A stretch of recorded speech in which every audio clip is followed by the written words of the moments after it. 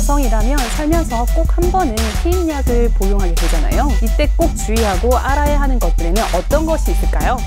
약 먹을 시간 하나! 첫 피임약사는 최고의 방법. 첫 피임약을 광고나 주변의 추천으로 고르지는 마세요. 첫 피임약을 살 때에는 내가 피부 트러블이라던가 또 붓고 살이 찌는 체질 상태, 유방암, 심혈관 질환 등 내가 가지고 있는 질병, 그리고 내가 복용하고 있는 약, 이 세 가지를 약사님에게 꼭 얘기를 하셔서 첫 피임약을 구매하셔야 합니다. 일반 사람들 중에 2세대보다는 3세대, 3세대보다는 병원에서 처방받을 수 있는 4세대가 더 안전하다고 착각하는 경우가 있는데요. 이것은 잘못된 겁니다. 피부 트러블이 있으신 분들은 2세대의 안드로겐 부작용 때문에 3, 4세대의 피임약을 더 추천드리지만 혈증과 같은 부작용은 2세대가 더 낫거든요. 실제로 4세대 피임약을 병원에서 처방받고 사망한 사례가 있습니다. 나에게 맞는 약을 복용하는 것이 정말 중요합니다.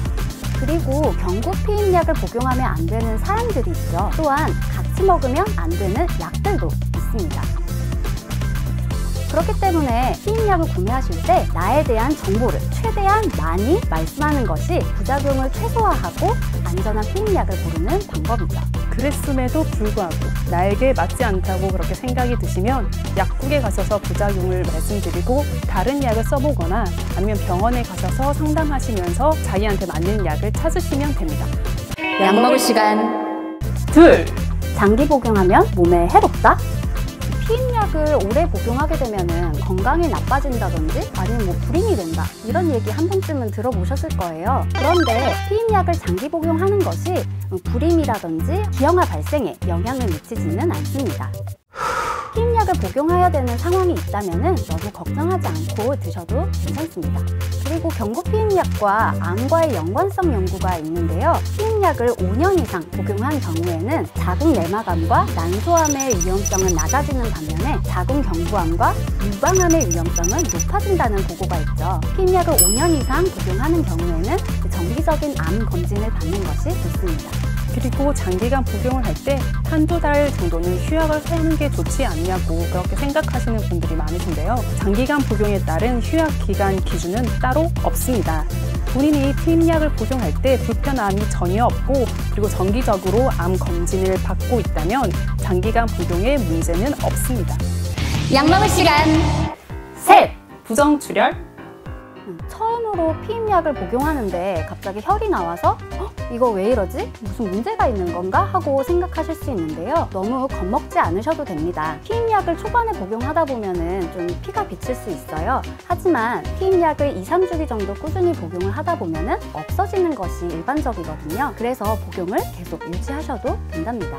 출혈량은 사람마다 다르지만 일주일 이내로 멈추게 되는데요. 혹시라도 일주일 이상 지속된다거나 아니면 2, 3주기가 지났는데 갑자기 부정출혈이 시작된다면 산부인과에 가셔서 진료를 보시는 것을 추천드립니다. 부정출혈을 예방하는 가장 좋은 방법은 매일 일정한 시간에 약을 복용하는 것입니다. 약 먹을 시간 넷! 약의 부작용이 나타났다? 피임약을 복용하게 되면 부정출혈이나 어지러움, 메스꺼움 이러한 부작용이 좀 나타날 수가 있어요. 하지만 피임약을 2, 3주기 정도 꾸준히 복용을 하다 보면 없어지는 것이 대부분이거든요. 그래서 부작용이 많이 심하지 않다면 복용을 유지하는 것이 괜찮습니다. 그래도 부작용으로 인한 불편함을 개선하고자 한다면 다른 제품으로 바꿔보실 수 있는데요. 약사님과 상담하셔서 그 부작용을 개선할 수 있는 제품을 고르시길 바랍니다. 피임약을 변경할 때는 휴약 기간 없이 다른 피임약으로 이어서 계속 복용을 하시면 되고요.